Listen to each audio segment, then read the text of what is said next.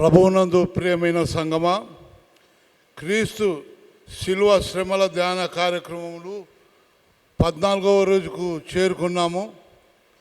ఈ దినము అధ్యక్ష పదవిగా స్వీకరించడానికి రెవరెండ్ డాక్టర్ గంటా కరుణాసాగర్ గారు సీనియర్ సంఘ కాపరి వేదికను అలంకరించవలసినదిగా కోరుచుంటున్నాము.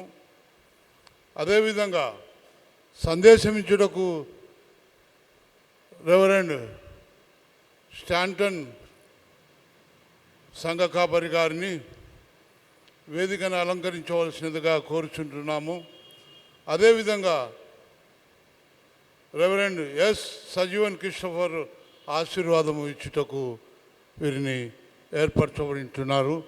కనుక ఈ దినం కార్యక్రమం జరుపుటకు ఈ సంఘ కాపరికి అప్పచెప్తుంటున్నాను.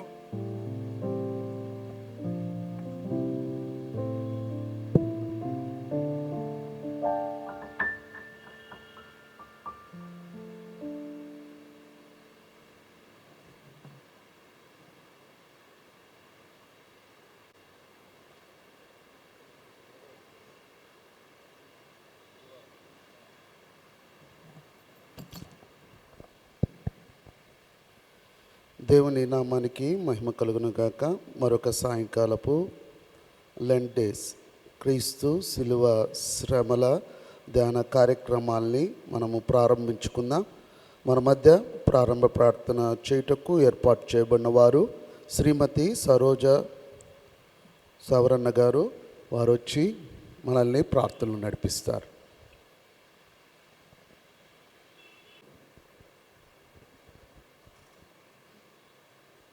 అందరం తల ఉంచుకున్న కళ్ళు మూసుకుంటూ ప్రార్థించుకున్నాం.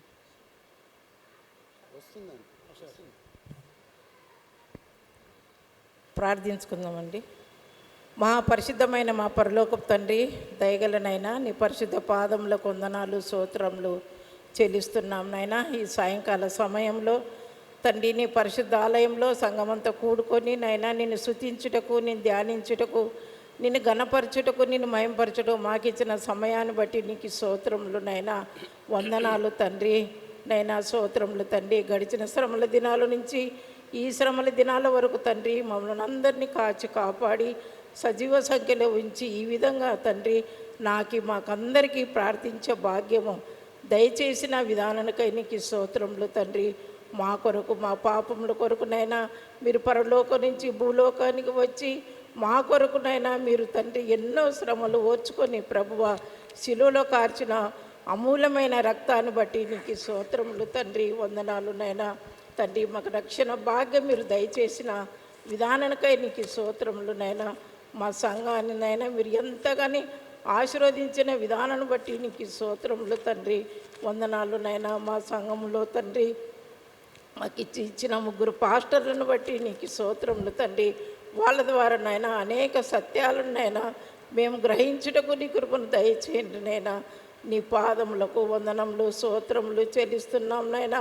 వాళ్ళ కుటుంబాలను ఆశీర్వదించుము, దీవించు ప్రభు. నీకు స్తోత్రములు నైనా. సంఘంలో తండ్రి 2 చీలికల సంఘంగా ఉంది ప్రభు. అటువంటి లేకుండా నైనా మేము ఒకటే సంఘంగా ఉండి ఒకే ఆరాధన మేము నడుపుకొనుటకు నీ కృపను దయచేయండి తండ్రి. నీకు స్తోత్రములు. మాకందరికీ శాంతి, సమాధానము, ఐక్యత మరి దయచేయండి నైనా. నీకు స్తోత్రములు తండ్రి. ఈస్టర్ కమిటీ వాళ్ళని కూడా నైనా మీరు ఆశీర్వదించండి, దీవించండి ప్రభువ.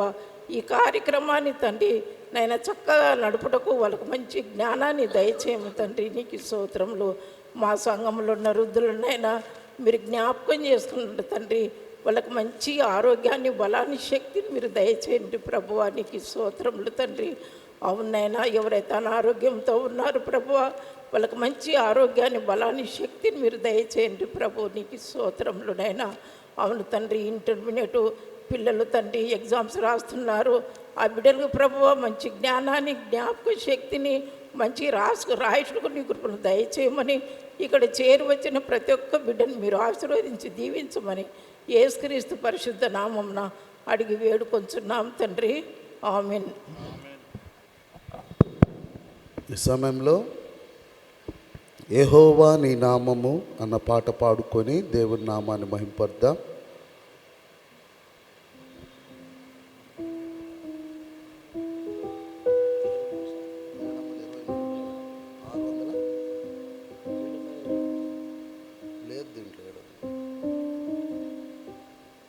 మంచిది. ప్రింట్ వేసినట్టు 723వ పాట యెహోవా నీ నామము.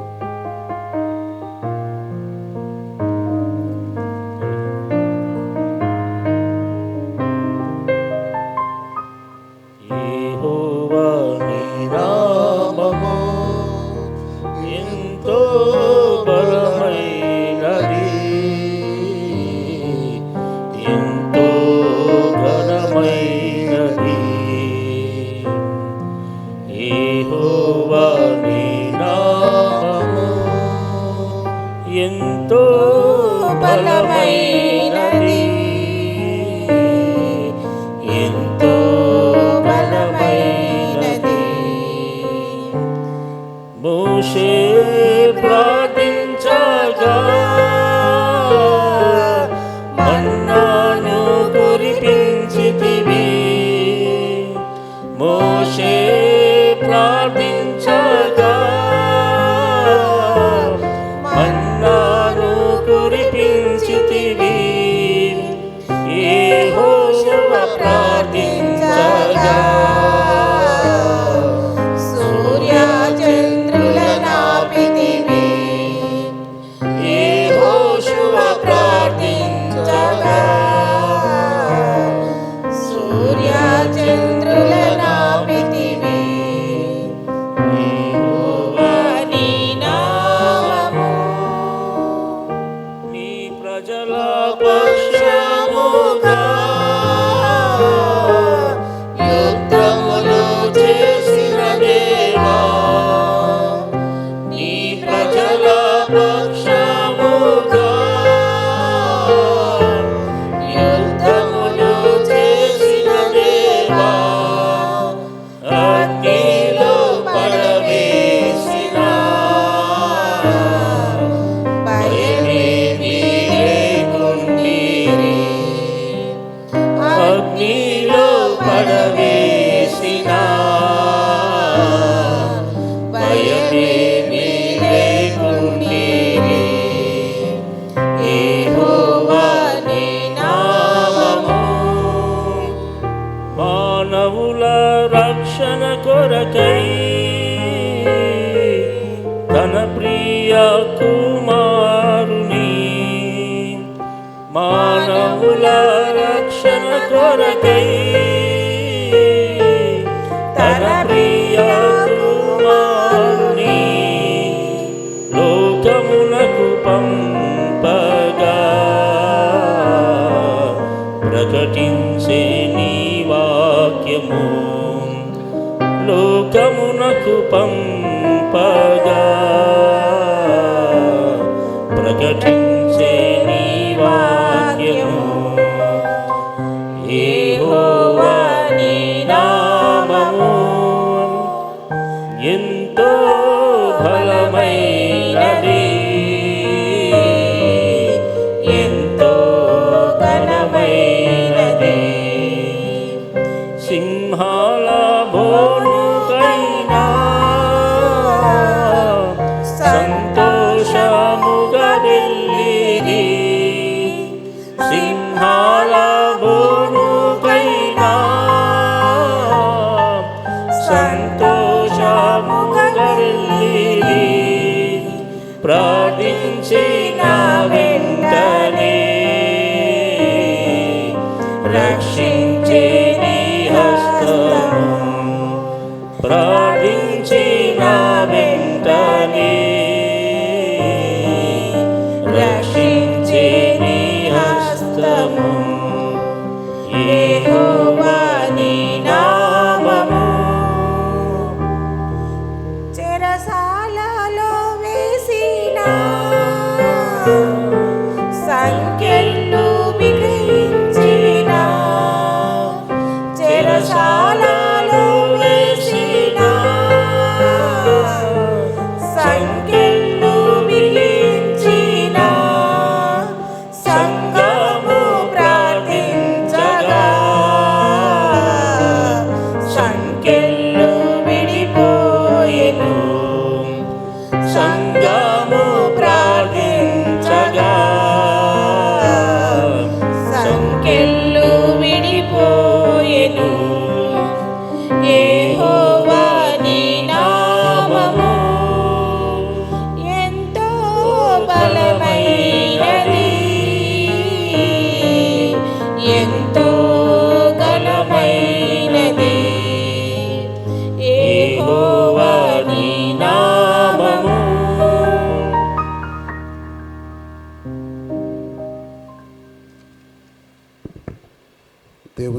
నామానికి మహిమ కలుగును గాక. ప్రార్థనా సమయం. మనమందరము కూడా దేవుని సన్నిధికి వచ్చి మన ప్రార్థనలు ఆయన సన్నిధిలో వినపడులాకున మన ప్రార్థన జీవితాన్ని సరిచేసుకునే సమయం.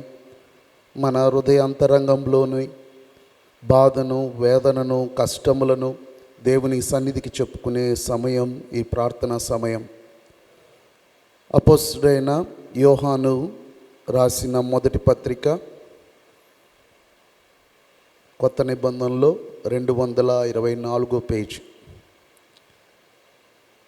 అపోస్తలుడైన యోహాను రాసిన మొదటి పత్రిక 5వ అధ్యాయము 14-15 వచనములు ఇలాగున చెప్పబడుచున్నది. ఆయనను బట్టి మనకు కలిగిన ధైర్యమేదనగా, ఆయన చిత్తానుసారముగా మనం ఏది అడిగినను ఆయన మన మనవి ఆలకించునన్నదియే. మనమేమి అడిగినను ఆయన మన మనవి ఆలకించునని మనం ఎరిగిన ఎడల మనం ఆయనను వేడుకొనినవి మనకు కలుగునని ఎరుగుదుము. ఎంతో శ్రేష్టమైన వాగ్దానాన్ని ఈరోజు ప్రభువు మనకిస్తూ ఉన్నాడు. అయితే ఈ యొక్క ప్రార్థనా సమయంలో ఈ మొదటి దినములలో మన ప్రార్థనలకు వచ్చే అడ్డంకేంటి, మనము అడుగుతున్న దాన్ని మనం ఎందుకు పొందుకోలేకపోతున్నామన్న సత్యాన్ని మనం నేర్చుకుంటుండగా ఈ 2 వచనాల నుండి మనకు ఒక ధైర్యం ఉంది. ఏంటంటే ఆయన దగ్గరకు వస్తే ఆయన అడిగిన దాన్ని నాకు ఇస్తాడన్న ధైర్యం. మన ధైర్యం అదే. అయితే ఇక్కడ ఆ యొక్క యోహాన్ గారు ఏం సెలవిస్తున్నాడు పరిశుద్ధాత్మ శక్తి చేత అంటే, మనం ఏమడిగినా అది కూడా ఏంటి, ధైర్యం ఏంటట, చిత్తానుసారంగా మనం ఆయన ఏమడిగినా ఆయన మన ప్రార్థనకు జవాబిస్తాడు. ఆయన చిత్తానుసారంగా అడిగే ఆ ప్రార్థన మనకు చాలా అవసరము. చాలాసార్లు మనం ప్రార్థన అడుగుతూ ఉంటాం. ఆ ప్రార్థన నా ఇష్టానుసారమైందా, దైవ ఇష్టానుసారమైంది, దైవ చిత్తమా లేకపోతే నాకు ఇష్టమా అని మనం అడుగుతున్నామో ఒకసారి చూడాలి కదా. చాలా మార్లు మనము ప్రార్థన చేస్తున్నప్పుడు ఆయా సందర్భాల్లో అక్కడక్కడ అనేకమైన విషయాల్లో మనకు అనుకూలంగా జరుగుతున్నప్పుడు ఇది నీ చిత్తమని నమ్ముతున్నా ప్రభువా, ఇది ఇదిగో నువ్వు నాకు ఇది అవకాశం ఇచ్చావని, అది మోసం అని తెలిసినప్పుడు, అది నిన్ను భంగపరిచినప్పుడు, నిన్ను అవమానాలకు నెట్టినప్పుడు అంతవరకు ప్రార్థన చేశాం. ఇది నీవు ఓపెన్ చేసిన డోర్ అనుకున్నాం ప్రభువా, కానీ అది ఆయన చిత్తానుసారం కానప్పుడు మనం ఎంత సంతోషపడ్డామో అంతకంటే ఎక్కువ దుఃఖం పడాల్సిన పరిస్థితి వస్తుంది. సో మనం ప్రార్థన చేసే ముందు మనము అది దైవ చిత్తానికి నా ప్రార్థన అంగీకారమైనదా లేదా, నా స్థితి ఏంటి, నేను ఎక్కడున్నాను, నేను ఏం చేయబోతున్నాను, నాకు నా యొక్క విషయంలో నేను అడుగుతున్నప్పుడు అది దైవ చిత్తానుసారం దీనైనవి నేను అడగాలి. దూత శిష్యులు వచ్చి యేసయ్యను కూడా వాళ్ళు అడుగుతున్నప్పుడు వాళ్ళు ఒకటే అడిగారు, అయ్యా ప్రార్థన చేయడం మాకు నేర్పించు అన్నప్పుడు ప్రభువు వాళ్ళకి చెప్పిన ప్రార్థన ఏంటంటే, పరలోకమందున మా తండ్రి నీ నామము మహిమపరచును కాక, భూమి అందు పరలోకమందు నీ చిత్తం ఎలాగునో భూమి మందు అలాగున నెరవేరును గాక. అది కంఠస్థం చెప్పడానికి కాదు ఆ పరలోక ప్రార్థన మనకు చెప్పింది. ఎందుకు చెప్పాడంటే ఆ పరలోక ప్రార్థనలో భావం ఏంటంటే, అయ్యా నీ చిత్తం పరలోకమందు నా జీవితంలో, నా కుటుంబంలో, నా సంఘంలో ఏముందో అది భూమి మీద నా ద్వారా దాన్ని జరిపించు ప్రభువా. అది మనము ఆయన విల్లుతో మనం అలైన్ అవ్వగలగాలి, ఆయన చిత్తంతో మనము సెట్ అవ్వగలగాలి. అందుకనే ప్రభువు గెత్సెమనే తోటలో కూడా ఆయన ప్రార్థన చేస్తున్నప్పుడు తనకు తాను ఈ రక్త మాంసంతో పోల్చుకుంటే ఆ గిన్నె ఆయన త్రాగలేనిది, ఆయన భరించలేనిది. అయ్యా నీ చిత్తమైతే ఆ గిన్నె నా యొద్ద నుండి తొలగించు. ఆ తర్వాత ఈ ఫైండ్ అవుట్ సంథింగ్, ఆయన తెలుసుకున్నది ఏంటంటే, అయ్యా నీ చిత్తమే సిద్ధించుగాక. ఈ నోస్ ఆ గిన్నె తొలగించు నీ చిత్తమైతే అంటున్నాడు, కానీ ఎట్ ద ఎండ్ ఆయన వచ్చిన పర్పస్సే ఆ సిలువలోకి వెళ్ళాలి. ఆ యొక్క ఉగ్రత గిన్నెను ఆయన తాగాలి. అయినను నీ యొక్క చిత్తమే సిద్ధించుగాక. ఇక్కడ ప్రార్థన మనం ఆశీర్వాదాలు మాత్రమే కోరుకునే ప్రార్థనలే మనం ఇష్టపడతాం. ఇక్కడ యేసు ప్రభు వారు అది ఉగ్రత గిన్నె అయినా కూడా అది నీ చిత్తమైతే దాన్ని కానీ ప్రభువా, ఆ గిన్నె దేవుడు కానీ సరే కలుగునుగాక అని దేవుడు అన్నాడంటే ఆ గురువారం ఆయన అప్పగించబడతాడు, సిలువ వేయబడతాడు, మరణించబడతాడు. దాన్ని ఆయన చిత్తమైనప్పుడు దాన్ని ఆయన అంగీకరించాడు. సో మన ప్రార్థన కూడా మనం పరీక్షించుకోవాలి. ప్రభువా, నేను అడుగుతున్నవి ఏంటి? నీ చిత్తానికి దగ్గరగా ఉన్నానా లేదా? ఈ ప్రార్థనకు నేను వచ్చి నోరు తెరిచి నాకున్న ధైర్యం నీ సన్నిధికి వస్తే నా దేవుడు నా మనవి ఆలకిస్తాడని నాకు నమ్మకం ఉంది. అయితే నీ చిత్తం ఏంటో తెలుసుకునే జీవితం నాకు ఇవ్వు. చిత్తం ఏడ తెలుసుకోగలుగుతావు నువ్వు? ఎవరిని అడగాలి? దేవుడిని అడగాలి. దేవుడు అడిగితే దేవుడు ఎక్కడి నుంచి మాట్లాడతాడు? మనకి వాక్యం చేత మాట్లాడతాడు. వీళ్ళు టీవీలో చెప్పినట్టు చెవులో వచ్చి ఏం చెప్పడు ఆయన. ఈ రోజుల్లో దేవుడు మనతో మాట్లాడేది సజీవమైన వాక్యం చేత మాట్లాడతాడు. అయ్యా, ఈ సమస్య గురించి నేను చదువుతున్నా, ఇదిగో నాతో మాట్లాడు అన్నప్పుడు నువ్వు కష్టంలో ఉన్నావో, ఇరుకులో ఉన్నావో, ఇబ్బందిలో ఉన్నావో, అవసరతలో ఉన్నావో, ఆ వాక్యం ఆయన ఇచ్చినప్పుడు ఆ వాగ్దానాన్ని చేపట్టి ప్రభువా ఇది నీ చిత్తమని నేను నమ్ముతున్నాను అని ధైర్యంగా వచ్చి ఆయన సన్నిధిలో మనము ప్రార్థన చేయాలి. So without word, without confirmation prayer is vain. So దేవుని చిత్తం ఏంటో తెలుసుకోవడానికి ముందు మనం ప్రార్థన చేయాలి. అది దేవుని చిత్తం వాక్యం ద్వారా తెలుసుకున్న తర్వాత దాని కొరకు ధైర్యంగా దేవుని సన్నిధిలో మనము ప్రార్థన చేయగలగాలి. సో మనం చేసే ప్రార్థన దైవ చిత్తానుసారమైనదా కాదా తెలుసుకోవడం కూడా ప్రార్థనా జీవితంలో ఒక భాగమై ఉంది. రండి అందరం ప్రార్థన చేయుటకు సిద్ధపడదాం. ముందుకొచ్చి మోకరించగలిగిన వారు మోకరించండి, నిలబడగలిగిన వారు నిలబడండి, కూర్చోగలిగిన వారు కంఫర్ట్గా కూర్చోండి. కానీ మీ హృదయాలను మాత్రం దేవుని వైపు ఉంచుదా.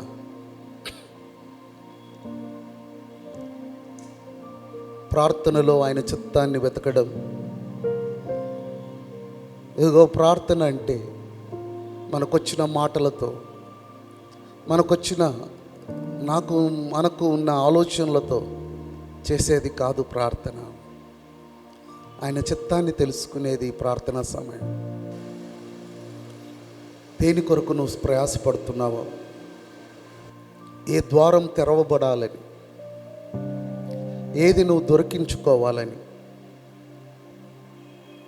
ఏది నువ్వు పొందుకోవాలని, ఏది నీకు కావాలని నువ్వు ఆశపడుతున్నావా?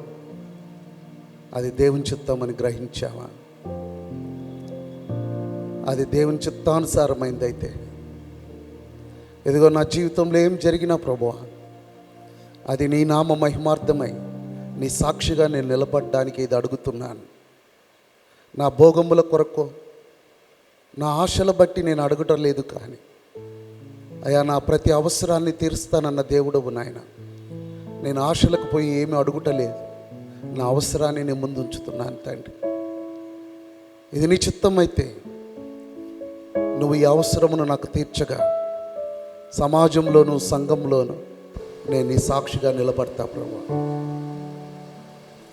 అయ్యా నీ చిత్తానుసారంగా ప్రార్థన చేసే శక్తిని నాకు దయచేయమని మన ప్రార్థనలు నువ్వు అడుగు వాటివి ఇంకా ఆలస్యం అవుతున్నాయేమో, దేవుడు కాదన్నాడేమో, ఆయన ఇస్తానని వెయిట్ చేయమంటున్నాడేమో.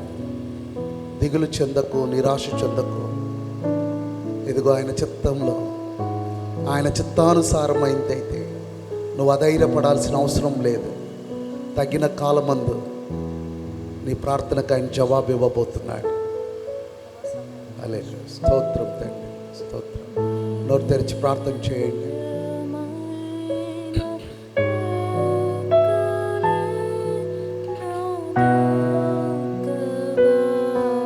అందరం ప్రార్థన చేద్దాం. స్తోత్రం.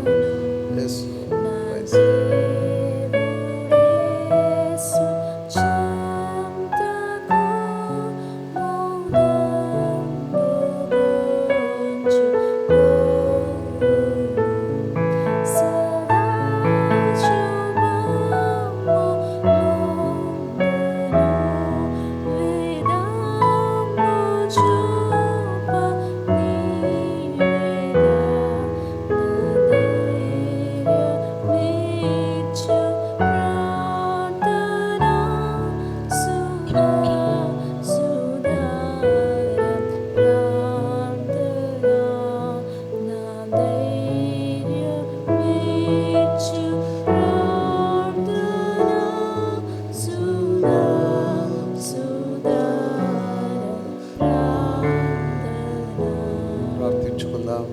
కృపా సత్య సంపూర్ణుడా, పరలోకపు తండ్రి, ఈ ప్రార్థన మాకు ధైర్యం ఇచ్చే ప్రార్థన తండ్రి.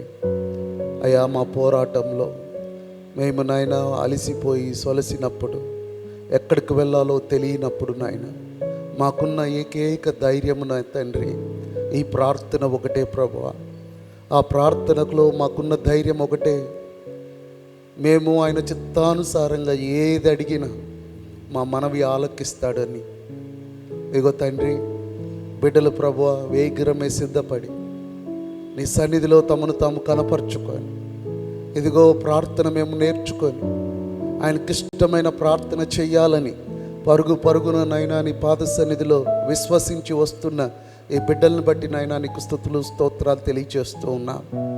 ఏ అవసరత, ఏ కష్టం, ఏ బాధ, ఏ వేదన నాయన బిడ్డలకు ఉన్నదో అయా జ్ఞాపకం చేసుకో ప్రభువా. వారిని కనికరించు తండ్రి. వారి జీవితాల్లో గొప్ప కార్యం చేయబోతున్నందుకు నాయన నీకు స్తుతులు స్తోత్రాలు తెలియజేస్తున్నాం.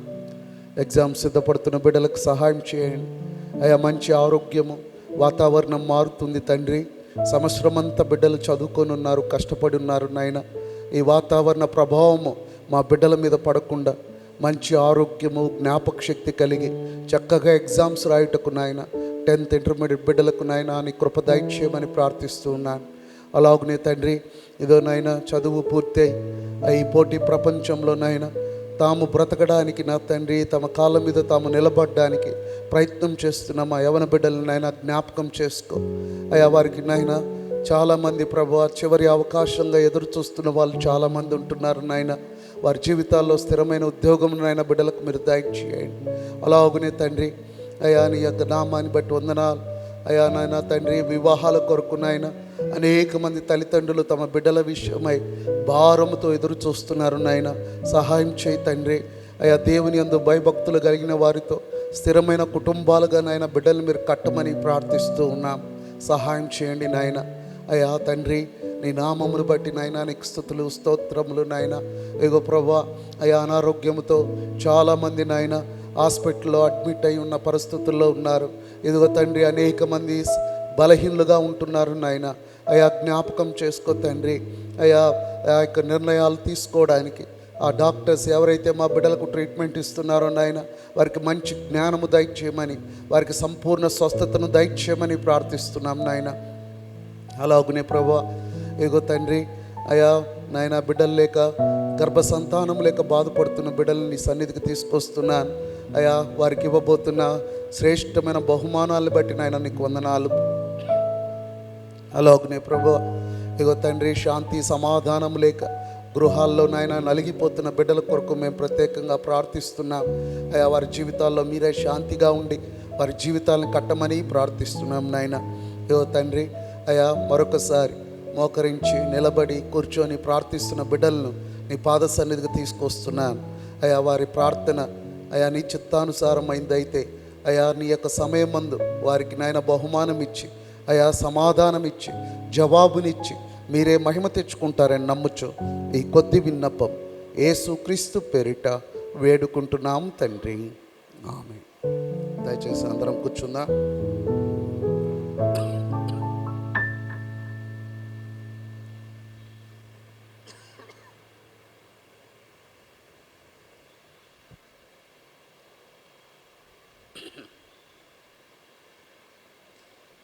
దేవుని నామానికి మహిమ కలుగును గాక.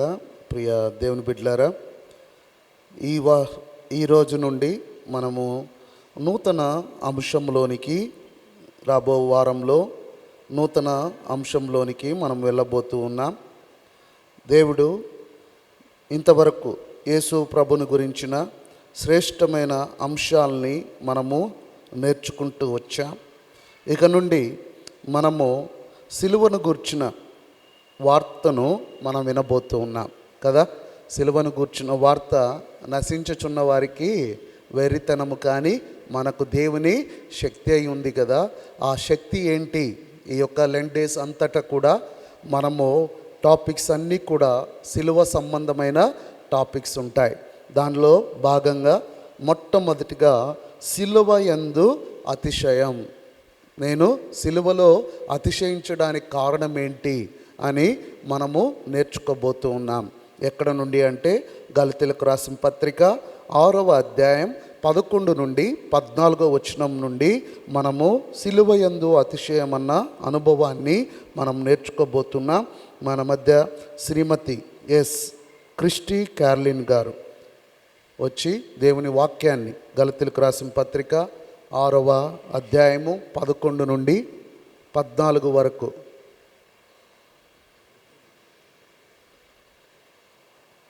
శ్రీమతి ఎస్ క్రిస్టీ క్యార్లిన్ గారు వచ్చి దేవుని వాక్యాన్ని మనకు చదివి వినిపిస్తారు. గలతీలకు రాసిన పత్రిక 6వ అధ్యాయం 11 నుండి 14 వరకు. పరిశుద్ధ గ్రంథం నుండి గలతీలకు రాసిన పత్రిక 6వ అధ్యాయము 11 నుంచి 14 వచనములు చదువుకుందాం. నా స్వహస్తముతో మీకెంత పెద్ద అక్షరములతో వ్రాయుచున్నానో చూడుడి. శరీర విషయమందు చక్కగా అగపడు గోరు వారెవరో వారు తాము క్రీస్తు యొక్క శిలువ విషయమై హింస పొందకుండుటకు మాత్రమే సున్నతి పొందవలనని మిమ్మును బలవంతము చేయుచున్నారు. అయితే వారు సున్నతి పొందిన వారైనను ధర్మశాస్త్రమును ఆచరింపరు. తాము మీ శరీర విషయమందు అతిశయించు నిమిత్తము మీరు సున్నతి పొందవలనని కోరుచున్నారు. అయితే మన ప్రభువైన యేసుక్రీస్తు సిలువయందు తప్ప మరి దేనియందును అతిశయించుట నాకు దూరమవును గాక. దాని వలన నాకు లోకమునకు నేనును సిలువ వేయబడి ఉన్నాను. దేవుడు ఈ వాక్యమును దీవించి ఆశీర్వదించునుగాక. థ్యాంక్ యూ అమ్మ. ఈ సమయంలో ఒక ప్రత్యేకమైన పాట మన మధ్య శ్రీమతి కె స్వర్ణలత గంగాధర్ గారు ఉన్నారు. వారు వచ్చి ప్రత్యేకమైన పాట పాడి దేవుని నామాన్ని మహింపరచవలసిందిగా కోరుచున్నాం.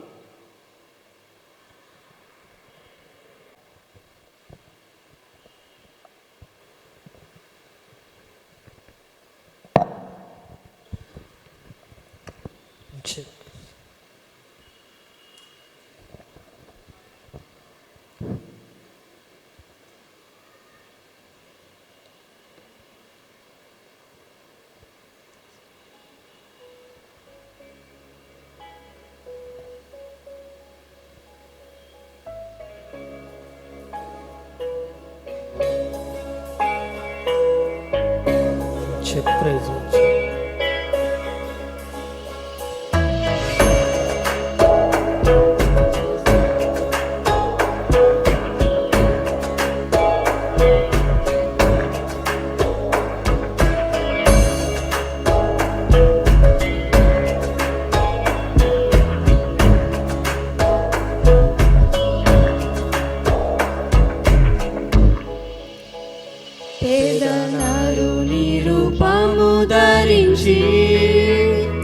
యేసురాజుని చెంత నిలచే అంగీకరించు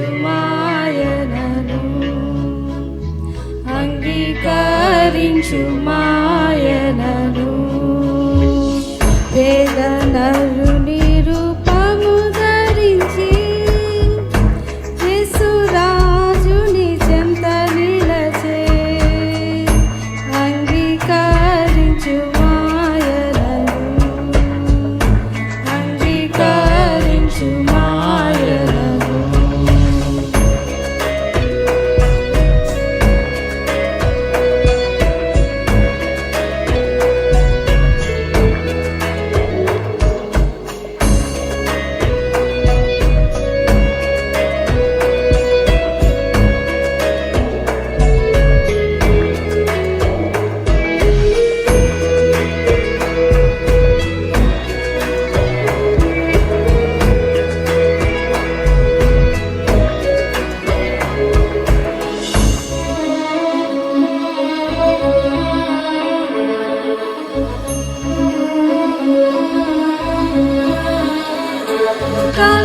కలచేతులందు శీలలు కొట్టబడే నింద వేదన శ్రమలను సహించేరేసు కలచేతులందు శీలలు కొట్టబడే నింద వేదన శ్రమలను సహించేరేసు చిందే తనదు రక్తముని పాపముకై చిందే తనదు రక్తముని పాపముకై దీనుడై నిన్ను పిలచుచుండే దీనుడై నిన్ను పిలచుచుండే పేదనరు నిరూపము ధరించి యేసురాజుని చెంత నిలచే అంగీకరించు మాయనను అంగీకరించు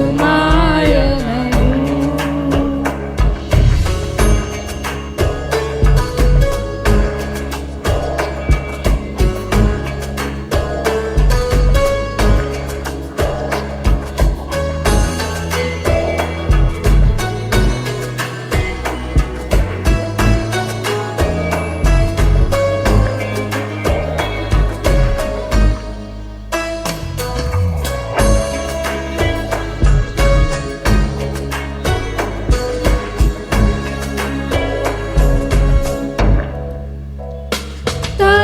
తలవాల్చుటకు ఇలా స్థలమే లేదు తప్పి తీర్చుకొనా నీరు దొరకలేదు తలవాల్చుటకు ఇలా స్థలమే లేదు తప్పి తీర్చుకొనా నీరు దొరకలేదు కన్ను ఆదరించు వారెవరు లేరు ప్రియ రక్షకుడు సిలువలో వేలాడే పాటలు పాడే నిన్ను విడిపింపను పాటలు పాడే నిన్ను విడిపింపను పేదనరు నిరూపము ధరించి యేసురాజుని చెంత నిలచే అంగీకరించు మాయనను అంగీకరించు మాయనను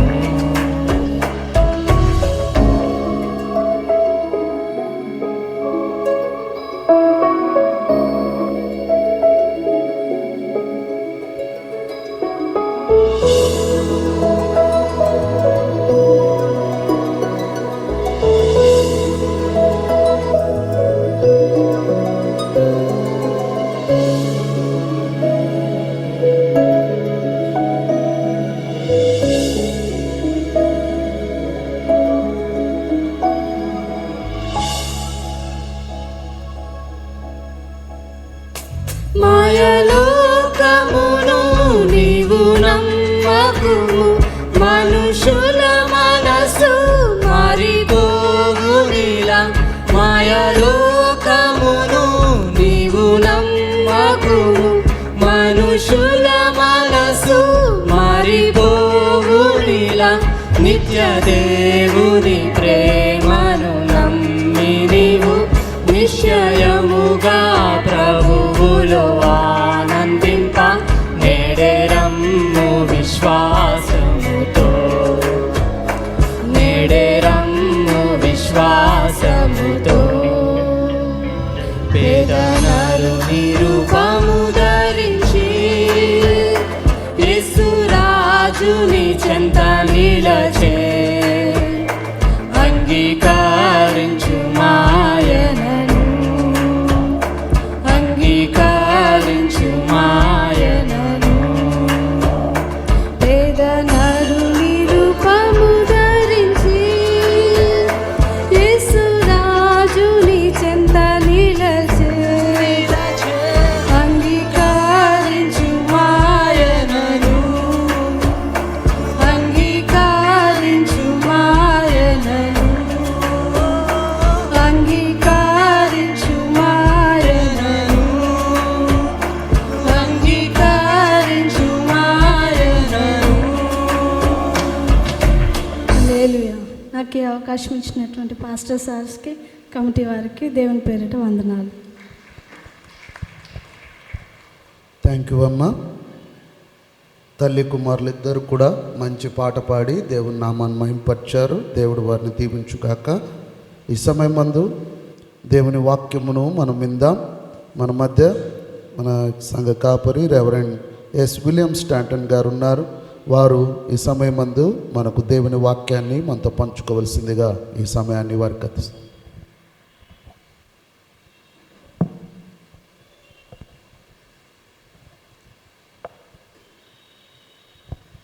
మన ప్రభువును ప్రియ రక్షకుడైన యేసుక్రీస్తు నామములో మీకందరికీ వందనములు చెల్లిస్తూ ఉన్నాను.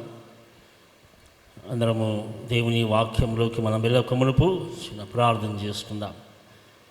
సర్వశక్తిమంతుడా, జీవము గల తండ్రి, యేసయ్యా నీకు వందనాలు, స్తుతులు, స్తోత్రములు చెల్లిస్తూ ఉన్నాం. ఈ సాయంకాల సమయంలో లెంట్ సీజన్లో మేమందరము ప్రవేశించి నిన్ను ఆరాధించుటకు, నేను ఘనపరచుటకు, నీ వాక్యము ధ్యానించుకున్నటకు మాకు ఇచ్చిన ఈ శ్రేష్టమైన సమయం బట్టి నీకు వందనాలు. నా ద్వారా మీరు మాట్లాడుమని యేసుక్రీస్తు పరిశుద్ధ నామములో అడిగి వేడుకుంటున్నాం మా గొప్ప తండ్రి, ఆమేన్. అపోస్తలుడైన పౌలు గలతీయులకు రాసినటువంటి పత్రిక, అపోస్తలుడైన పౌలు గలతీయులకు రాసినటువంటి పత్రిక 11 నుంచి 14 వచనాల వరకు మనం చదువుకున్నాం. 15 వచనాల వరకు మనం చూసాం. ఒక మాట నేను ఇక్కడ ఒక వచనం మాత్రమే చదువుతాను. అయితే మన ప్రభు అయిన యేసు క్రీస్తు శిలువయందు తప్ప మరి దేని యందును అతిశయించుట నాకు దూరమవును గాక. దాని వలన నాకు లోకమునకు నేను శిలువ వేయబడి ఉన్నాము. వాక్యములో మనము వెళ్ళకమునుపు మార్టిన్ లూథర్ గురించి మనము తెలుసుకోవాలి. Martin Luther is a reformer, సంఘ సంస్కర్త. ఈ మార్టిన్ లూథర్ వలన గొప్ప ట్రాన్స్ఫర్మేషన్, మార్పు అనేది వచ్చినట్టుగా మనం చూస్తుంటున్నాం.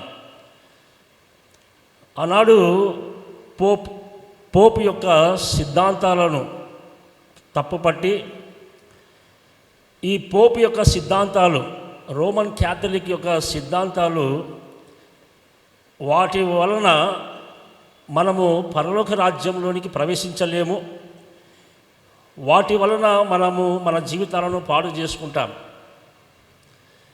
సో మనము వాటి ప్రకారంగా వెళ్ళకుండా, పోప్ యొక్క సిద్ధాంతాల ప్రకారం వెళ్ళకుండా, మనము వాక్యానుసారంగా మనం ఈ లోకంలో ముందుకు నడవాలి, వాక్యానుసారంగా మనం ఈ లోకంలో జీవించాలని ఆయన గొప్ప మార్పుని తీసుకొని వస్తాడు.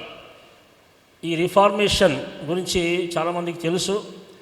3 విషయాలు అక్కడ మనం చూస్తాం. ఒకటి 3 సోలాస్ అంటాం. 3 సోలాస్, సోలా ఫీడా అని మనం చూస్తాం, సోలా గ్రేషియా అని చూస్తాం, సోలా స్క్రిప్చరా అనేటువంటి మాటలు మనం చూస్తాం. అంటే ఇక్కడ ఏం చెప్తున్నాడంటే మార్టిన్ లూథర్, పోప్ యొక్క సిద్ధాంతాల వలన మనము దేవుని రాజ్యంలో ప్రవేశించలేము, కానీ వాక్యానుసారంగా మనం ఎప్పుడైతే జీవిస్తామో దేవుని రాజ్యానికి మనము చేరుకుంటాం, మన జీవితాలు బాగుపడతాయి. అందుకనే ఎఫెసీ పత్రికల నుండి 2 మాటలు మనం అక్కడ గమనిస్తాం. ఏమని గమనిస్తామంటే, కృప ద్వారా మనము రక్షింపబడి ఉన్నాం, సోలా గ్రేషియా అంటాం. రెండవదిగా విశ్వాసము ద్వారా మనము నీతిమంతులుగా తీర్చబడుతున్నాం. విశ్వాసం అంటే సోలా ఫీడా అని. మూడవదిగా మనం గమనించినప్పుడు సోలా స్క్రిప్చర్ అంటే మనము వాక్యాన్ని అనుసరించాలి, వాక్యం ద్వారానే మనము దేవుని యొక్క రాజ్యంలోనికి ప్రవేశిస్తామనేది ఈ 3 విషయాలు ఇక్కడ తీసుకుని వచ్చాడు. ఒకవేళ మనం ఇంకా పోప్ సిద్ధాంతాలలో, రోమన్ క్యాథలిక్ సిద్ధాంతాలలో ఉండింటే మనము ఇంకా రాంగ్ డాక్ట్రిన్స్లోనే ఫాలో అయ్యి మన జీవితాలను మనం పాడు చేసుకునేటువంటి వారం. అంటే వాక్యము సరిగా అర్థం చేసుకున్నాక ఇంకా మానవుడు ఏదైతే కల్పిస్తాడో, ఏదైతే తయారు చేస్తాడో, మరి మానవుని యొక్క ఆలోచన ప్రకారంగా మనం జీవించేటువంటి వారము, అంటే లోకానుసారంగా మనము జీవించేటువంటి వారం. ఆ విధంగా కాకుండా వాక్యానుసారంగా మీరు జీవించాలి, వాక్యానుసారంగా మీరు నడవాలని ఆయన మార్టిన్ లూథర్ గారు మరి ఎంతో ప్రయాసపడి మరి పోపుకి వ్యతిరేకంగా పోరాడి ఈరోజు మరి గొప్ప రిఫార్మేషన్ తీసుకుని వచ్చాడు. సంఘ సంస్కర్త అనేటువంటి మాట మనకందరికీ తెలుసు. ఈరోజు రిఫార్మేషన్ రావడానికి ఆయన మార్టిన్ లూథర్ గారు ఎంతో ప్రయాసపడ్డాడు. సో క్రీస్తునందు ప్రియమైనటువంటి వారులారా, ఎందుకు నేను మార్టిన్ లూథర్ గారి గురించి నేను చెప్తున్నానంటే, పౌలు కూడా ఇక్కడ కొన్ని విషయాలు మనకు గలతీ పత్రికలో తెలియజేస్తూ ఉన్నాడు. ఏమని తెలియజేస్తున్నాడంటే, ఈ గలతీ పత్రిక ద్వారా మనము కొన్ని విషయాలు నేర్చుకోవాలి. మొదట, ధర్మశాస్త్రము వలన మనము నీతిమంతులుగా తీర్చబడలేదు. అంటే ధర్మశాస్త్రాన్ని మనం పక్కన పెట్టేయాలని చెప్పట్లేదు, కానీ ధర్మశాస్త్రం వలన మనము నీతిమంతులుగా తీర్చబడలేదు. తర్వాత సున్నతి వలన మనము రక్షణ పొందలేదు. మనము కృప ద్వారా విశ్వాసము వలనే, కృప ద్వారా రక్షింపబడి విశ్వాసము ద్వారానే మనము నీతిమంతులుగా తీర్చబడ్డామని ఇక్కడ పౌలు భక్తుడు మనకు తెలియజేస్తూ ఉన్నాడు.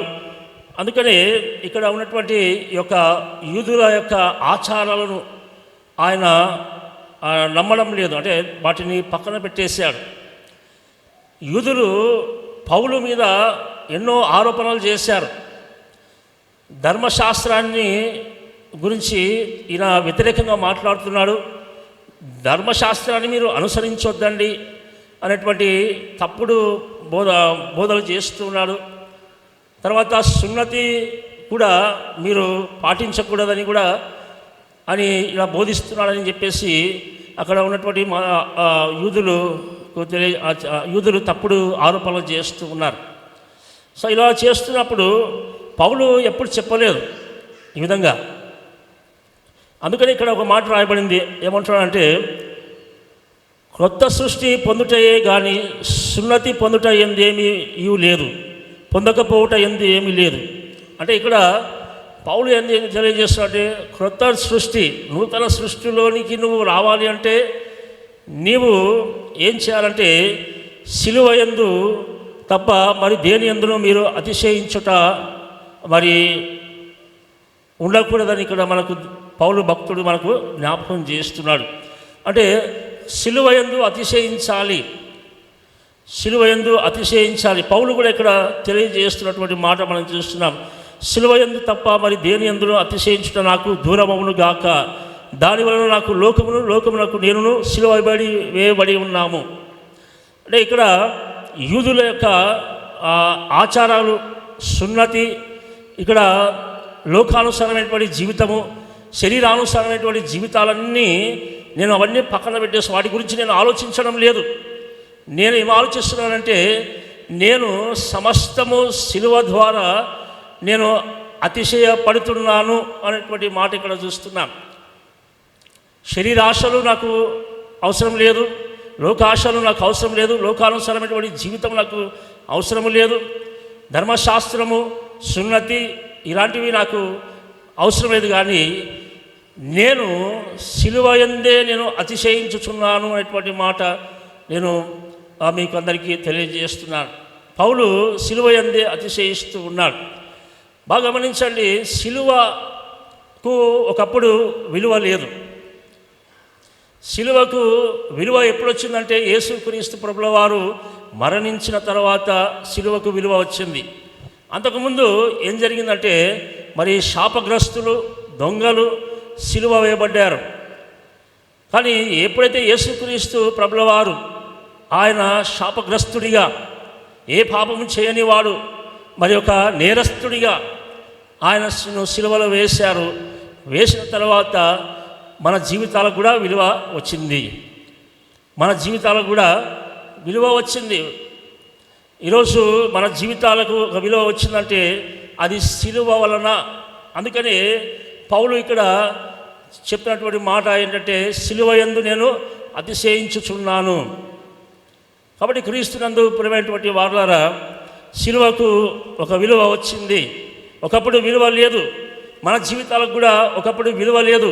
ఎప్పుడైతే యేసుక్రీస్తు ప్రభుల వారు సిలువలో మరణించాడో, సిలువలో తన ప్రాణాన్ని పెట్టాడో, సిలువలో ఆయన రక్తము కార్చాడో, అప్పుడు మన జీవితాలకు కూడా విలువ వచ్చింది. మన జీవితాలకు కూడా విలువ వచ్చింది. ఒకప్పుడు విలువ లేని జీవితాలను విలువ తెచ్చేటువంటి జీవితాలుగా మార్చింది ఆ సిలువ, కలువరి సిలువ అనేటువంటి మాటను మీకు తెలియజేస్తూ ఉంటున్నాను. పౌలు ఇక్కడ కొన్ని విషయాలు మనకు అంటే ఆయన జీవితం ద్వారా మనం తెలుసుకోవాల్సింది ఏంటంటే, ఆయన జ్ఞానమును బట్టి ఆయన అతిశయించుట లేదు. ఆయన తనకున్నటువంటి ధనాన్ని బట్టి అతిశయించడం లేదు. ఆయన తనకున్నటువంటి వాక్యచాతుర్యం బట్టి ఆయన అతిశయించడం లేదు. పలుకుబడి బట్టి ఆయన అతిశయించడం లేదు. కానీ సిలువ యందే ఆయన అతిశయించుచున్నాడనేటువంటి మాటని ఇక్కడ చూస్తూ ఉంటున్నాం. క్రీస్తునందు ప్రియమైనటువంటి వారులారా, దేవుని వాక్యములో మనం చూసినప్పుడు మన ప్రభు అయిన క్రీస్తు సిలువ యందు తప్ప మరి దేని యందు అతిశయించడం నాకు దూరమవును గాక అంటున్నాడు. దూరమైపోవాలి అవన్నీ, లోకాశలు, శరీరాశలు, ఇంకా వాటన్నిటినీ దూరం చేసుకొని ఉన్నాను సిలువ ద్వారా అనేటువంటి విషయాన్ని పౌలు ఇక్కడ గుర్తు చేస్తుంటున్నాడు. సమస్తము ఫిలిప్పీ పత్రికలో దేవుడు మనకు జ్ఞాపకం, సమస్తము నష్టముగా ఎన్నుకొనుచున్నాను, పెంటతో సమానముగా ఎన్నుకొనుచున్నాను అనేటువంటి మాటను కూడా ఇక్కడ ఫిలిప్పీ పత్రికలో పౌలు గుర్తు చేస్తుంటున్నాడు. సో క్రీస్తునందు ప్రియమైనటువంటి వారులారా, నా జీవితంలో కూడా మనము కూడా ఏం చేయాలంటే సిలువ యందు మనము అతిశయపడాలి. ఆ సిలువలో యేసయ్య ప్రాణం పెట్టాడు నా పాపముల కొరకు, మన జీవితాలకు ఒక విలువను తీసుకొచ్చాడు. అందుకని ఈరోజు చాలామంది సిలువను క్రాస్ అంటే దండ వేసుకొని మరి తిరుగుతూ ఉంటారు. కొంతమంది చెవులకు ధరిస్తారు, కొంతమంది చర్చి పైన కూడా మనం చూస్తున్నాం సిలువ ఉంది. సో సిలువకు ఒక విలువ వచ్చింది. ఒకప్పుడు విలువ లేదు, సిలువకు విలువ వచ్చింది. యేసయ్య ద్వారా మన జీవితాలకు కూడా విలువ వచ్చింది. కాబట్టి మనము సిలువ యందు అతిశయపడాలి అని పౌలు భక్తుల ద్వారా దేవుడు మనకు ఈ సమయంలో జ్ఞాపకం చేస్తుంటున్నాడు. సో సిలువ యందు ఇంకా ఎందుకు మనం అతిశయపడాలి అన్నప్పుడు ఎఫెసీ పత్రిక 2వ అధ్యాయంలో మొదటి మాట నేను మీకు గుర్తు చేస్తాను. ఇక్కడ మనము దేవుని వాక్యంలో చూసినప్పుడు 2వ అధ్యాయంలో సిలువ ద్వారా మనము సమీపస్తులు ఏమైనామని ఇక్కడ మనం చూస్తున్నాం. సమీపస్తులుగా అయినాం. ఎఫెసీ పత్రిక 2వ అధ్యాయము 13వ వచనంలో మనం గమనిస్తుంటున్నాం. ఆయనను మునుపు దూరస్తులైన మీరు ఇప్పుడు క్రీస్తు యేసునందు క్రీస్తు రక్తం వలన సమీపస్తులై ఉన్నారు. క్రీస్తు రక్తము ఎక్కడ చిందించాడంటే సిలువ పైన ఆయన చిందించాడు. ఇప్పుడు మనము సమీపస్తులమైనాము అనేటువంటి మాట ఇక్కడ మనం చూస్తున్నాం. ఇంకా బాగా గమనిస్తే అక్కడ ఉన్నటువంటి ద్వేషమును సంహరించి దాని ద్వారా వీరిద్దరిని ఏక శరీరము చేసి దేవునితో సమాధానపరచవలని ఇలాగూ చేశాను. అంటే సిలువలో మరి ఆయన ఏం చేశాడంటే ఆయన రక్తం కార్చడం ద్వారా మరి యూదులుగా అన్యులుగా ఉన్నటువంటి వారిని ఏకము చేసినట్టుగా మనం చూస్తున్నాం. యూదులుగా ఉన్నటువంటి వారిని అన్యులుగా ఉన్నటువంటి వారిని ఏకము చేసినట్టుగా మనం చూస్తున్నాం. అంటే ఇప్పుడు మనము ఏక శరీరమై ఉన్నాము, క్రీస్తులో మనము ఒకటై ఉన్నాము. ఇంకా మనం ఎంత మాత్రము వేరు కాదు. We are body of Christ, one body of Christ. అది యేసుక్రీస్తు యొక్క శరీరంలో మనము ఒకటై ఉన్నాము. అది సిలువ ద్వారా జరిగింది. అందుకనే పౌలు ఏమంటున్నాడంటే సిలువ యందు నేను అతిశయపడుతున్నాను. అక్కడ ద్వేషము సంహరించింది, అక్కడ సమాధానం ఏర్పడింది, అక్కడ ఏక శరీరముగా చేయబడినట్టుగా మనం చూస్తున్నాం. క్రీస్తునందుటువంటి వారులారా, ఒకవేళ ఇంకా నువ్వు దూరంగా యేసయ్యకు దూరంగా ఉంటే, ఒకవేళ దూరంగా నువ్వు వెళ్ళిపోతూ ఉంటే, మరి సిలువను గురించి నువ్వు వార్త విని నువ్వు ఆ యేసయ్య గురించి నువ్వు తెలుసుకొని మరి ఆయనకు దగ్గరగా సమీపముగా రావాలని ఆయన ఆశపడుతూ ఉన్నాడు. ఈరోజు మరి సిలువకు విలువ వచ్చింది, మన జీవితాలకు విలువ వచ్చింది. అదేవిధంగా మనము దేవునికి సమీపస్తులుగా అయినామని మనము తెలుసుకోవాలని ఈ మొదటి విషయం ద్వారా మీకు తెలియజేస్తూ ఉంటున్నాను. రెండవ విషయంలోకి వెళ్తే యెషయా గ్రంథము 53 అధ్యాయంలో, ఫిలిప్పీ పత్రిక 2వ అధ్యాయం 8వ వచనంలో మనం చూస్తాం. అదేవిధంగా మత్తయి సువార్త 27వ వచనంలో మనం చూస్తాం. ఇక్కడ నిన్న మన సీనియర్ సంఘ కాపరి గారు వాక్యం చెప్పారు. సిలువలో ఆయన విధేయత చూపించాడు. ఫిలిప్పీ పత్రిక 2వ అధ్యాయం 8వ వచనంలో మనం చదివితే అర్థమవుతుంది. చూడండి, మరియు ఆయన ఆకారమందు మనుషునిగా కనబడి మరణము పొందునంతగా, అనగా సిలువ మరణము పొందునంతగా విధేయత చూపిన వాడై తన్ను తాను తగ్గించుకున్నాడు. ఆయన తన్ను తాను తగ్గించుకున్నాడు, విధేయత చూపించాడు. సిలువలో ఆయన చూపినటువంటి విధేయతను బట్టి పౌలు భక్తుడు ఇక్కడ అంటున్నాడు, సిలువ యందు నేను అతిశయిస్తున్నాను. విధేయత ఏ విధంగా చూపించాడంటే, యెషయా గ్రంథము 53వ అధ్యాయంలో మనం చూస్తున్నాం. ఆయన మన అతిక్రమములను భరించెను, గాయపరచబడిను, నలుగగొట్టబడిను, నోరు తెలవలేదు కదా, నోరు కూడా పొడిచెను, కొట్టిపోబడెను అనేటువంటి మాట మనం చూస్తాం. క్షమించండి, కొట్టిపోబడెను అనేటువంటి మాట 8వ వచనంలో చూస్తున్నాం. సో క్రీస్తునందు ప్రియమైనటువంటి వారలారా, తన్ను తాను తగ్గించుకున్నాడు. ఆ సిలువలో తన్ను తాను తగ్గించుకొని విధేయత చూపించి, తండ్రి మాటకు విధేయత చూపించి ఈ లోకానికి వచ్చి సిలువలో ఆయన నా పాపముల కొరకు మరణించాడు అనేటువంటి మాటను కూడా ఇక్కడ మీకు జ్ఞాపకం చేస్తూ ఉంటున్నాను. క్రీస్తునందు ప్రియమైనటువంటి వారలారా, ఈ వాక్యం ద్వారా మీరు ఏం నేర్చుకోవాలంటే, మీ యొక్క జీవితంలో కూడా విధేయత కలిగి జీవించాలని దేవుడు ఆశపడుతూ ఉన్నాడు. సిలువలో ఆయన మరణించడానికి ఆయన విధేయత చూపించాడు, తన్ను తాను తగ్గించుకున్నాడు. మనము కూడా ఆయన మార్గములో, క్రీస్తు మార్గములో మనం నడవాలంటే మనము విధేయత చూపించి మనము తగ్గించుకొని జీవించాలి. ద్వేషాలు, కోపాలు మనలో ఉండకూడదు, కొట్లాటలు మనలో ఉండకుండా మనము ఆయన ఏ విధంగా తగ్గించుకున్నాడో మనం కూడా ఆ విధంగా తగ్గించుకొని ఒకరినొకరు ప్రేమ కలిగి జీవించాలని ఇక్కడ శిలువ మరణం ద్వారా మనము చూస్తుంటున్నాం. సో అందును బట్టే పౌలు శిలువ యందు అతిశయించుచున్నాడు. ఒకప్పుడు దూరస్తులుగా ఉన్నటువంటి మనలను ఆయన సమీపస్తులుగా చేసి ఉన్నారు. చీకటిలో ఉన్నటువంటి మనలను వెలుగులోనికి నడిపించాడు. అందుని బట్టి పౌలు అతిశయిస్తూ ఉన్నాడు శిలువను బట్టి. ఆ విధంగా విధేయత చూపించాడు, శిలువలో ఆయన విధేయత చూపించాడు. కాబట్టి అందుని బట్టి పౌలు ఏం చేస్తున్నాడంటే తను అతిశయిస్తున్నట్టుగా మనం చూస్తుంటున్నాం. మూడవదిగా మనం ఇదే గలతీ పత్రిక 5వ అధ్యాయంలోకి వెళ్దాం. మూడవదిగా గలతీ పత్రిక 5వ అధ్యాయంలోకి వెళ్దాం. 23-24 వచనాల్లో మనం చూస్తాం. ఇట్టి వాటికి విరోధమైన నియమము మేదియు లేదు. క్రీస్తు యేసు సంబంధులు శరీరమును దాని ఇచ్చలతో దురాశలతో సిలువ వేసి ఉన్నారు. అందుకనే పౌలు అక్కడ చెప్తున్నటువంటి మాట మనం చూస్తున్నాం. నేను సిలువ యందు అతిశయపడుతున్నాను, ఎందుకంటే శరీర సంబంధమైనటువంటి అన్ని దురాశలు సిలువ వేసి ఉన్నాడు. సిలువలో అవన్నీ వెళ్ళిపోయాయి. ఇప్పుడు ఏమంటున్నాడంటే ఆత్మానుసారమైనటువంటి జీవితము మీరు జీవించాలని ఇక్కడ పౌలు భక్తుడు ఇక్కడ తెలియజేస్తున్నాడు. 16వ వచనం నుంచి మనం చూస్తే, నేను చెప్పున్నదేమనగా ఆత్మానుసారంగా నడుచుకునుడి, అప్పుడు మీరు శరీరేచ్ఛను నెరవేర్చరు. శరీరము ఆత్మకును, ఆత్మ శరీరమునకు విరోధముగా అపేక్షించును. ఇవి ఒకదానికొకటి వ్యతిరేకంగా ఉన్నవి కనుక మీరేమి నిశ్చయించుతురో వాటిని చేయకుందురు.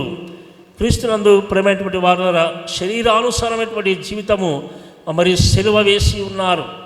ఇప్పుడు మనం ఏం చేయాలంటున్నారంటే ఆత్మానుసారమైనటువంటి జీవితం మనము జీవించాలి అని. అందును బట్టి పౌలు సిలువ యందు నేను అతిశయిస్తున్నాను అనేటువంటి మాటను ఇక్కడ చూస్తున్నా.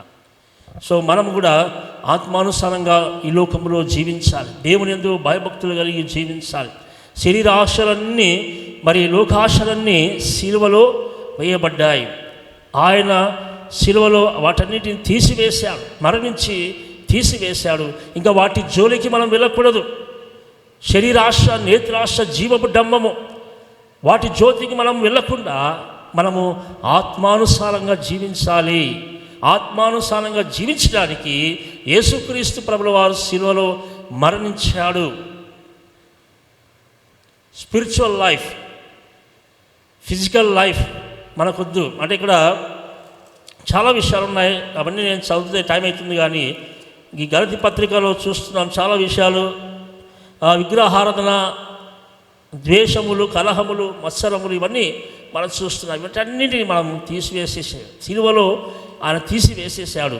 మళ్ళీ వాటి జోలికి మనం వెళ్ళకూడదు. ఇంకా మనము సిలువ యందు అతిశయపడాలి అంటే మనము ఆత్మానుసారమైనటువంటి జీవితం అనేది ఇక్కడ పౌలు మనకు జ్ఞాపకం చేస్తున్నాడు. నాలుగవదిగా మనం గమనిస్తే గలతీ పత్రిక 2వ అధ్యాయము 20వ వచనము. గలతీ పత్రిక 2వ అధ్యాయము 20వ వచనంలో మనం చూస్తాం, నేను క్రీస్తుతో కూడా సిలువ వేయబడి ఉన్నాను, ఇకను జీవించువాడును నేను కాను, క్రీస్తే నా యందు జీవించుచున్నాడు. ఇక్కడ 4వ విషయంలో మనం గమనించాలి బాగా, క్రీస్తే నీ యందు జీవిస్తున్నాడు. సిలువలో మరి సమస్తము ఆయన ప్రాణము పెట్టి సిలువ వేయబడి ఆయన ఏమంటున్నాడంటే నీలో జీవిస్తున్నాడు. ఇక నువ్వు జీవించేవాడు నేను కాదు, క్రీస్తే నీ యందు జీవించుచున్నాడు అనేటువంటి మాట ఇక్కడ చేస్తున్నాం. అంటే మనలో ఇప్పుడు ఎవరు జీవిస్తున్నాడంటే యేసు క్రీస్తు ప్రభుల వారు జీవిస్తున్నాడు. కాబట్టి మనము ఆ లోకానుసారమైనటువంటి జీవితము, ఆ మత ఆచారాల వైపు వెళ్ళకుండా, విగ్రహారాధన వైపు వెళ్ళకుండా మనం జాగ్రత్త పడాలి. కోపము, ద్వేషాలు, మన నుంచి పగలు తీసివేసుకోవాలి. అవన్నీ సిలువలో వేయబడ్డాయి. యేసుక్రీస్తు ప్రభుల వారు సిలువలో మరణించి వాటన్నిటిని తీసివేశాడు. మనలో యేసుక్రీస్తు ప్రభుల వారు జీవిస్తున్నాడు. ఈరోజు మనం అంటాం, ఈరోజు నేను ఎంతో కష్టపడి నేను బ్రతుకుతూ ఉన్నాను, ఎంతో ప్రయాసపడుతున్నాను, నా భార్య కొరకు, పిల్లల కొరకు నేను ఎంతో శ్రమ పడుతున్నాను అనుకుంటాం. కానీ మనం ఆ విధంగా అనుకోకుండా మనలో యేసయ్య ఉన్నాడు, నాలో యేసయ్య ఉన్నాడు, కాబట్టి నా జీవితాన్ని జాగ్రత్తగా నేను నడుచుకోవాలి, గడుపుకోవాలని చెప్పేసి మరి నా భార్య పిల్లలు నేను పోషిస్తున్నాను అనుకోవద్దు. యేసయ్య వారిని పోషిస్తూ ఉన్నాడు, నిన్ను, నీ కుటుంబాన్ని యేసయ్య పోషిస్తూ ఉన్నాడు. కాబట్టి మరి సిలువ మరణం ద్వారా యేసుక్రీస్తు ప్రభుల వారు మనలోకి వచ్చాడు. ఆయన మన ద్వారా ఆయన ద్వారా మనము జీవిస్తూ ఉన్నాం. We are living because of God, యేసుక్రీస్తు క్రైస్ట్, బికాస్ ఆఫ్ క్రైస్ట్ అని చెప్పేసి మీకు తెలియజేస్తూ ఉంటున్నాను. చివరిగా ఇదే గలతీ పత్రిక 5వ అధ్యాయం 1వ వచనంలో చూస్తే, ఈ స్వాతంత్రము అనుగ్రహించు క్రీస్తు మనలను స్వతంత్రులుగా చేసి ఉన్నాడు, కాబట్టి మీరు స్థిరముగా నిలిచి మరల దాస్యమును కాడి క్రింద చిక్కుకొనకూడి అంటున్నాడు. దాస్యమును కాడి క్రింద మనము చిక్కుకొనకూడదని ఇక్కడ మనకు 5వ విషయాన్ని మనకు దేవుడు జ్ఞాపకం చేస్తున్నాడు. అంటే ఇక మనం దాస్యము కాదు, ఇక మనం బానిసలము కాదు. మరి సిలువలో వాటిని మరి ఆ యేసయ్య ద్వారా వాటిని మనము తీసివేసుకున్నాం. ఇప్పుడు మనము నూతన పరచబడ్డాం, నూతన సృష్టిగా మనము మార్చబడ్డామనేటువంటి మాటని ఇక్కడ మనం చూస్తున్నాం. క్రొత్త సృష్టి మనం పొందుకున్నాం. పాతవి గతించను, ఇదిగో క్రొత్తవాయను. ఇక మనకు ఫ్రీడమ్ వచ్చేసింది. అంటే ఫ్రీడమ్ అంటే ఇక మనము ఎన్ని పాపాలనే చేయొచ్చు అనుకోవద్దండి, అది కాదు ఫ్రీడమ్ అంటే. ఇంకా మనతో మరి యేసయ్య ఎల్లప్పుడూ మనతో ఉంటాడు. ఇంకా మనకి ఏదైతే కావాలనో మనకు ఆయన అన్నీ అనుగ్రహిస్తూ ఉంటాడు, ఆయన ఇస్తూ ఉంటాడు. కాబట్టి మనలో ఆయన జీవిస్తున్నాడు, ఆయన ద్వారా మనం జీవిస్తున్నాం. కాబట్టి ఇక మన జీవితంలో మనము ఎప్పటికీ ఇంకా బానిసలము మనం అనుకోకుండా, దాస్యములో మనం ఉన్నామని అనుకోకుండా, మనము క్రీస్తు బిడ్డలము, మనము ధనవంతులము అని మనం అనుకోవాలి. క్రీస్తులో మనము ధనవంతులుగా మనము ఆయన చేసుకున్నాడు. కాబట్టి ఆ సిలువ యందు మనము అతిశయపడాలని ఈ 5 విషయాల ద్వారా మీకు అందరికీ తెలియజేస్తూ ఉంటున్నాను. ఒకటి ఏమంటారంటే సమీపస్తులుగా అయినాము. రెండోదిగా మరి ఆయన విధేయత ద్వారా మనం అతిశయపడుతున్నాం. మూడోదిగా మనం చూస్తున్నాం ఇక్కడ ఏమని రాయబడిందంటే ఈ గలతీ పత్రిక 5వ అధ్యాయం 23వ వచనంలో మనం చూసినప్పుడు జీవిస్తూ ఉన్నాం, శిలువ ద్వారా మనము జీవిస్తూ ఉన్నాం. ఆ తర్వాత శిలువ ద్వారా మనము స్వతంత్రులుగా చేయబడి ఉన్నామని మనం చూస్తున్నాం. కాబట్టి క్రీస్తునందు ప్రియమైనటువంటి వారులారా, శిలువ కార్యం వలన మన జీవితాలు మరి నూతన సృష్టిలోనికి తీసుకొని వచ్చాడు దేవుడు. అందుకని మనము శిలువ యందు పౌలు ఏ విధంగా అతిశయపడుతున్నాడు, మనము కూడా అతిశయపడాలని దేవుడు మనకి ఇక్కడ గుర్తు చేస్తూ ఉంటున్నాడు. మరి దేని యందు మనం అతిశయపడుతున్నామో ఒకసారి మనము ప్రశ్న వేసుకోవాలి. ఈ సాయంకాల సమయంలో నీకున్న ధనం బట్టి ఒకవేళ నువ్వు అతిశయపడుతున్నావా, ఆ ధనము ఒకరోజు నీకు అక్కరకు రాదు, నీకు అవసరపడదు ఆ ధనం. ఒకవేళ నీకున్న అందం బట్టి నీవు అతిశయపడుతున్నావా, ఆ అందము ఒకరోజు కరిగిపోతుంది. అందము సౌందర్యము వ్యర్థము అని దేవుని వాక్యంలో మనం చూస్తున్నాం. ఒకవేళ నీకున్న అధికారం బట్టి నువ్వు అతిశయపడుతున్నావా, ఆ అధికారము ఒకరోజు నిన్ను వదిలిపెట్టేసి వెళ్ళిపోతుంది. తర్వాత నీకున్న జ్ఞానం బట్టి 9:23 మనం చూస్తాం కదా, ఒక దినము నీ జ్ఞానము వ్యర్థమైపోతుంది. ఒకవేళ నీకున్న బలం బట్టి మరి నువ్వు అతిశయపడుతున్నావా, నీకున్నటువంటి బలము ఒకరోజు విడిచి వెళ్ళిపోతుంది. కాబట్టి దేన్ని బట్టి నువ్వు అతిశయపడుతున్నావు ఒకసారి ఈ సాయంకాల సమయంలో నీవు ఆలోచన చేసుకోవాలని ఈ వాక్యం ద్వారా నేను మీకు అందరికీ తెలియజేస్తున్నా. సిలువ యందు పౌలు ఏ విధంగా అతిశయపడుతున్నాడో, దేనిని బట్టి ఆయన అతిశయపడుతున్నాడో మనము కూడా దానిని బట్టి మనము అతిశయపడాలి. సిలువ యందు మనము అతిశయపడాలని దేవుడు ఈ వాక్యం ద్వారా మనకు తెలియజేస్తున్నాడు. ఎందుకంటే ఆ సిలువలో నా పాపముల కొరకు ఆయన మరణించి తిరిగి లేచాడు, నూతన సృష్టిగా మనల్ని తయారు చేసుకున్నాడు. ఇంకా మనకు ఆ పాత జీవితం వద్దు, ఆ శరీర ఆశలు వద్దు, లోకాశలు వద్దు, మత ఆచారాలు వద్దు. మనము నూతన సృష్టిగా మార్చబడి ఆత్మానుసారమైనటువంటి జీవితంలో మనము అందరం ముందుకు వెళ్ళాలని దేవుడు ఆశపడుతున్నాడు. సిలువ యందు మనము అతిశయపడాలి. ఆనందించండి, పదే పదే ఆనందించండి, అతిశయించండి ప్రభునందే అతిశయించండి. ఆనందించండి, పదే పదే ఆనందించండి, అతిశయించండి ప్రభునందే అతిశయించండి. దుష్టరక్షణే సిలువ శిక్షణని, సిలువ శిక్షణే దైవరక్షణని. దుష్టరక్షణే సిలువ శిక్షణని, సిలువ శిక్షణే దైవరక్షణని. ఆనందించండి, పదే పదే ఆనందించండి, అతిశయించండి ప్రభునందే అతిశయించండి. అతిశయించండి ప్రభునందే అతిశయించండి. ఆకాశమనే నా హృదయములో అహంకార కిరీటములన్నీ యేసు సిలువలో కూల్చివేసనని, క్రీస్తు కల్వరిలో కాల్చివేసనని.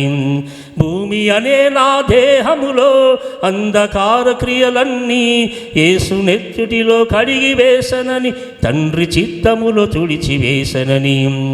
ఆకాశమనే నా హృదయములో అహంకార కిరీటములన్నీ యేసు సిలువలో కూల్చివేసనని, క్రీస్తు కల్వరిలో కాల్చివేసనని. భూమి అనే నా దేహములో అంధకార క్రియలన్నీ యేసు నెత్తుటిలో కడిగివేసనని, తండ్రి చిత్తములు తుడిచివేసనని. ఆనందించండి, పదే పదే ఆనందించండి, అతిశయించండి ప్రభునందే అతిశయించండి. ఆనందించండి, పదే పదే ఆనందించండి, అతిశయించండి ప్రభునందే అతిశయించండి. దుష్టరక్షణే సిలువ శిక్షణని, సిలువ శిక్షణే దైవరక్షణని. ఆనందించండి, పదే పదే ఆనందించండి, అతిశయించండి ప్రభునందే అతిశయించండి. ప్రార్థన చేసుకుందాం. అందరం తల నుంచి కళ్ళు మూసుకుందాం. సర్వశక్తిమంతుడా, జీవం గల తండ్రి, నీకు వందనాలు, స్తుతులు, స్తోత్రములు చెల్లిస్తుంటున్నాం. సిలువ యందు అతిశయించుడని ప్రభా వాక్యం ద్వారా మాకు తెలియజేసావు తండ్రి. నీకు వందనాలు. మా కొరకు కలువరి సిలువలో నీవు మరణించావయా, తిరిగి లేచావయా, నీకెంతో వందనాలు. సిలువకు విలువ వచ్చింది, మా జీవితాలకు కూడా విలువ తీసుకొచ్చావు తండ్రి. నీకెంతో వందనాలు ప్రభా. ఈ వాక్యం ఉన్నటువంటి ప్రతి బిడ్డతో మీరు ఉండమని, ఈ వాక్యానుసారంగా జీవించడానికి సహాయం చేయమని యేసు క్రీస్తు పరిశుద్ధ నామములో అడిగి వేడుకుంటున్నాం మా గొప్ప తండ్రి. ఆమేన్. మంచిది. ప్రియ దేవుని బిడ్డలారా, శ్రేష్టమైన వాక్యాన్ని మన పాస్టర్ గారు రెవరెండ్ ఎస్. విలియం స్టాంటన్ గారు మనకు వినిపించి ఉన్నారు. ప్రభు యొక్క సిలువ యందు తప్ప మరి దేని యందు అతిశయించుట నాకు దూరం అవును గాక అని పౌలు గారు చెప్పిన ఆ సమయము చాలా కష్టమైన సమయం. అది ఆ మొదటి శతాబ్దంలో పౌలు గారు జీవించుచున్న సమయంలో నేను సిలువ యందు అతిశయిస్తున్నానంటే వాడి అంత వెర్రోడు ఇంకొకడు ఉండడని దాని అర్థం. ఎందుకంటే సిలువను గూర్చిన వార్త నశించుచున్న వారికి వెర్రితనం. ఆ గ్రీకుల మధ్య యూదుల మధ్య సిలువ గురించి మాట్లాడాలంటే యూదులకేమో సిలువ ఒక అడ్డుబండ, అదే అన్యులకేమో గ్రీకు దేశస్తులకేమో సిలువ యొక్క వెర్రితనం. ఎవడైనా సిలువలో చచ్చిపోయిన వాడిని పూజిస్తారా? సిలువలో చచ్చిన వాడిని ఎవరైనా నమ్ముతారా? అంటే ఎందుకు నేను అతిశయిస్తున్నాను అని ఆ గలతీలో ఆయన చెప్తూ అక్కడున్న యూదులు వాళ్ళ మతాన్ని బట్టి అతిశయిస్తున్నారు. 1వ అధ్యాయం 13-14 వచనంలో వాళ్ళ పితరుల ఆచారాన్ని బట్టి అతిశయిస్తున్నారు, వారి జ్ఞానాన్ని బట్టి అతిశయిస్తున్నారు. కానీ పౌలు ఇంతగా పాస్టర్ గారు చెప్పినట్టు 5 విషయాలు సిలువ ఎంత గొప్ప మేలు చేసిందో, ఎందుకు ఆ సిలువ యందు నేను అతిశయిస్తున్నాను అని 5 విషయాలు ఆ గలతీలో నుండి ఆయన చెప్పి చివర్లో అంటాడు, దీన్ని బట్టి నేను సిలువ యందు తప్ప మరి దేని యందు అతిశయించడం లేదు. సో చక్కగా దేవుని వాక్యాన్ని మనతో పంచుకున్నారు. సో మన థీమ్ రాబోవు ఆ యొక్క లెండేస్ కంప్లీట్ వరకు సిలువను గూర్చిన వార్త నశించుచున్న వారికి వెర్రితనం, కానీ మనకు దేవుని శక్తి అయి ఉంది. ఎలా దేవుని శక్తి అంటే అతిశయించగలిగినంతగా దాంట్లో శక్తి ఉంది. ఇక ప్రతిరోజు సిలువను గూర్చిన అద్భుతమైన సందేశాలు మనం వినబోతున్నాం. వారికి ఆ యొక్క కమిటీ ద్వారా ఆయా భాగాలు మీకు ఇచ్చినప్పుడు దేవుని వాక్యాన్ని 1కి 4 సార్లు చదవండి. మీకు ఇచ్చిన భాగము దాంట్లో సిలువను గూర్చిన వార్త ఉంటుంది.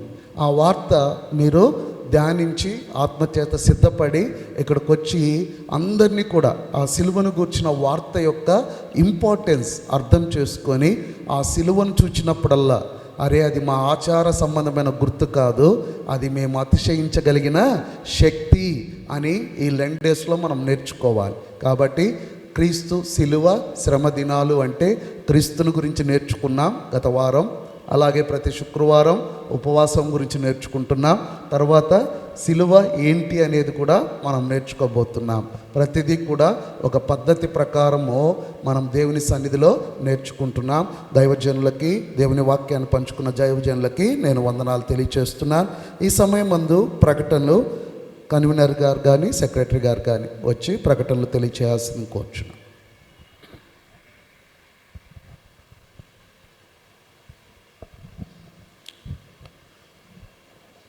క్రీస్తునందు ప్రియమైన సంఘస్థులందరికీ వందనములు చెల్లిస్తున్నాం.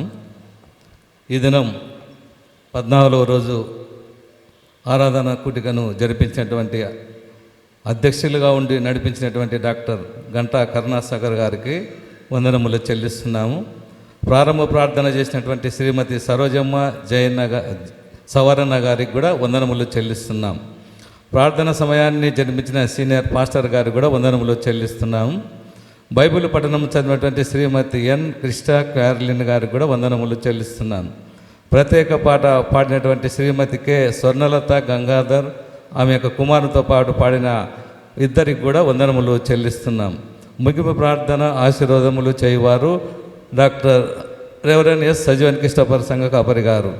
ఈ దినం స్పాన్సర్ చేయవారు శ్రీమతి జె సువర్ణ సుధాకర్ గారు ధర్మపేట వారు ఈరోజు స్పాన్సర్ చేస్తున్నారు. రేపటి దినం యొక్క ప్రోగ్రాం యొక్క వివరములు 6/3/2026 శుక్రవారం రోజు జరిగే కార్యక్రమానికి అధ్యక్షులుగా రెవరెండ్ ఎస్ విలియం స్టాంటన్ సంఘ కాపరి గారు ఉంటారు. ప్రారంభ ప్రార్థన శ్రీమతి పి సంపూర్ణ వెంకటరాముడు గారు ప్రార్థన చేస్తారు. ప్రార్థన సమయాన్ని జరిపించేవారు సీనియర్ పాస్టర్ గారు జరిపిస్తారు. బైబిల్ పఠనం శ్రీ ఎన్ ప్రకాష్ గారు బైబిల్ పఠనం చేయుదురు. ప్రత్యేక పాట కుమారి పి హారిక రత్నం గారు ప్రత్యేక పాట పాడెదరు. సందేశం వినిపించేవారు రెవరెండ్ డాక్టర్ గంటా కరుణాసాగర్ గారు. ముగింపు ప్రార్థన ఆశీర్వాదం చేయవారు రెవరెండ్ ఎస్ సజీవన్ కృష్ణపర్ గారు. రేపు స్పాన్సర్ చేయవారు పి రత్నం టీచర్ గారు రేపు స్పాన్సర్ చేయుదురు. సకాలంలో అందరూ వచ్చి దేవుని యొక్క ఆలయమునకు అందరూ వచ్చి అందరూ ఆరాధించవలసిందిగా కోరుచున్నాను.